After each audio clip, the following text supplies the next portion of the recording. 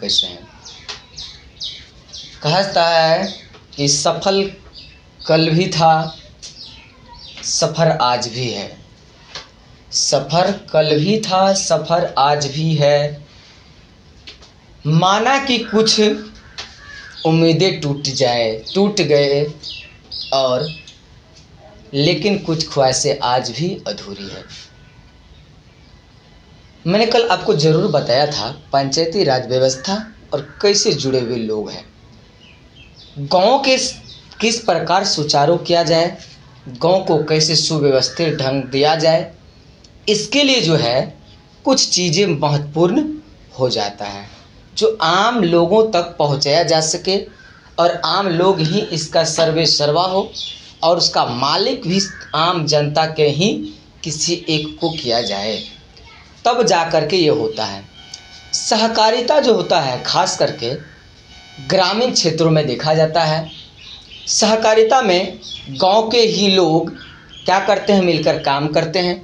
गांव के ही लोग उस पर जा कर के सामान देते हैं, गांव के ही लोग खरीदते हैं।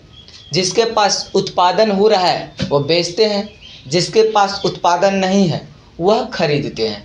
तो ये होता है सहकारिता में।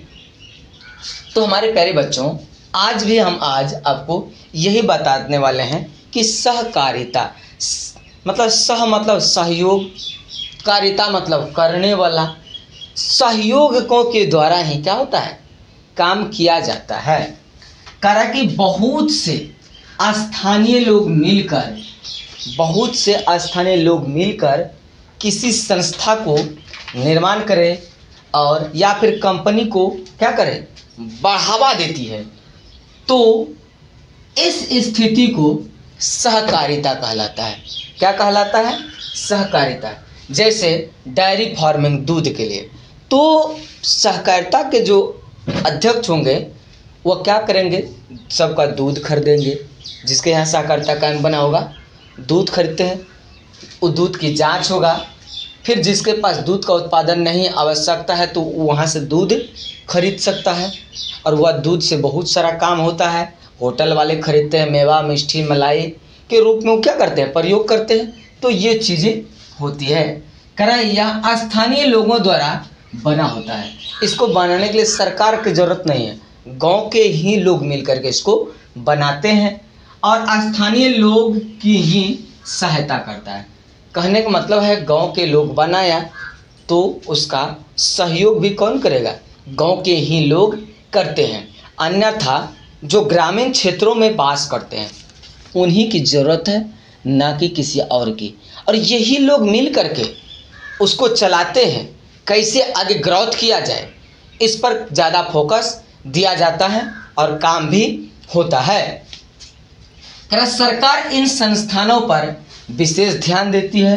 आवश्यकता पड़ने पर सरकार भी इस पर ध्यान देती है। डेवलप के लिए, विकास हो, इसके लिए ध्यान सरकार देती है।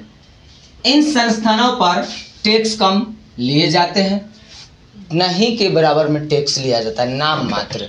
केवल फ्री ना रहे, कुछ ज़रूर इसको मुआवजा कटता है, टैक्स लगता है। तो ये होता है।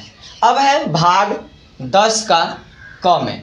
संविधान का आर्टिकल जो है कॉन्स्टिट्यूशन का 243 में 10वां भाग का जो है क, उसमें है आरक्षित सीट, दलित वर्गों के लिए जो सीट है SC ST एक्ट, इसकी चर्चा किया गया है।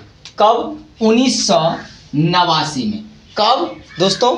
1989 में। इसमें जो है करेक्ट SC ST एक्ट, मतलब कि दलित और महादलित के लिए एक क्या किया गया है, विशेष प्रकार का नियम बना दिया गया है। तो इस सीट पर इन कामों को वही लोग करते हैं। करागी 1989 के तहत किसी दलित व्यक्ति के शिकायत पर बिना जांच के ही पुलिस गिरफ्तार कर सकती है। मान चलो कि कोई व्यक्ति है, बौड़ जात के है, जाके दलित के ऊपर किसी प्रकार का अत्याचार किया या न भी किया, अगर दलित व्यक्ति जा कर के मुकदमा दायर कर दे तो पुलिस जो है बिना किसी इन्फॉर्मेशन दिए उस व्यक्तियों को गिरफ्तार कर सकती है।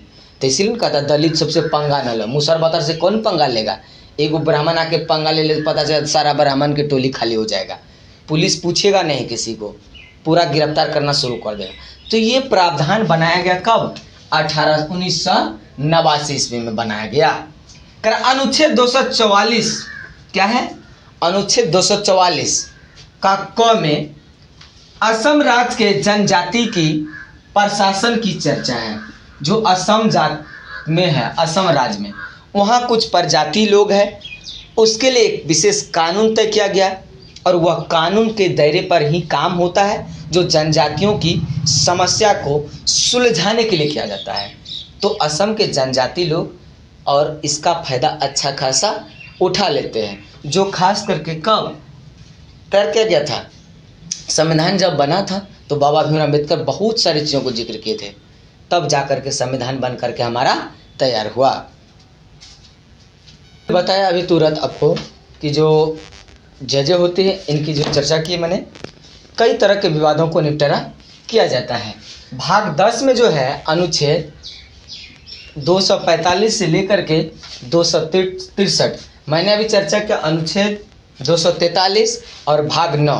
आज का टॉपिक जो चल रहा है अभी, यह है भाग 10 और अनुच्छेद 245। 43 खत्म हो गया, 44 भी बता दिया और आज 45 से 263। इसमें केंद्र और राज्य। भाई, भारत संघों का देश है, न कि अकेले देश है। यहाँ पर दोहरी नागरिकता नहीं बल्कि एकहरी नागरिकता है। लेकिन कहीं कहीं क्या होता है, दोहरी नागरिकता, केंद्र का अलग नागरिकता और राज्य का अलग नागरिकता। तो भारत में एक ही पहचान पत्र से हम लोग सभी प्रकार के वोटिंग करते हैं, मतदान करते हैं।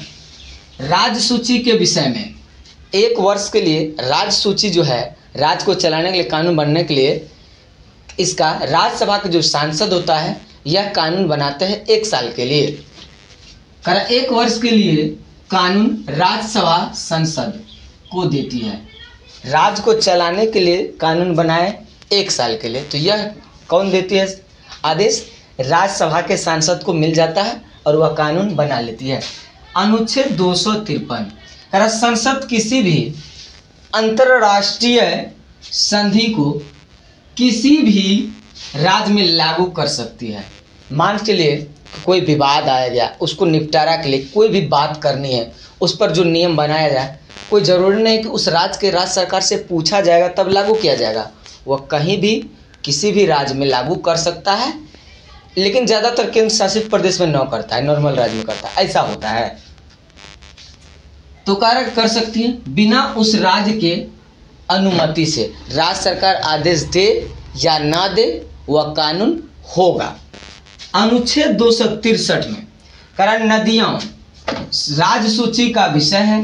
जो नदी है राज्य सूची का विषय। मान लीजिए बिहार का नदी, झारखंड का नदी, तो कहीं तो अलग होता है, ये राज्य का सूची है। अतः 2 विषय उत्पन्न नदी विवाद को सुलझाने के लिए रिटायर्ड जजों की समूह बनाया जाता है। मान चलिए कि नदी की समस्या अगर उत्पन्न हो गया, उसको सुलझाना है, तब सुलझाने के लिए जो है बहुत सारे रिटायर्ड जजों का एक समूह बनाया जाता है। और यही समूह मिलकर के क्या करते हैं, काम करते हैं। और यही समूह काम करने के बाद क्या करते हैं, जो आदेश जारी करते हैं वही पास होता है, वही कानून कहलाने लगता है। यह जजों का समूह न्यायाधीश कहलाता है। क्या कहलाता है? जजों का समूह न्यायाधीश कहलाता है, क्योंकि यही जजमेंट किया, जजेट किया, तब जाके सजेस्ट हुआ और यही कानून लागू हो जाएगा और दोनों राज्य को वाद विवाद को सुलझाएगा। तब जाकर के राज्य क्या करेगा, मानेगा। विशेष हम आज नहीं बताएंगे, ऐसे तो रोज़ बताते ही हैं, कुछ ना कुछ ज़रूर बताएंगे, लेकिन आज हम आपको एक शॉर्ट वीडियो लेकर के आएंगे ज़रूर। उसमें हम देंगे आज तक कितने प्रधानमंत्री हुए और उनके कार्यकाल की भी हम चर्चा करेंगे। जय हिंद, जय भारत, जय शशिकाल भीम।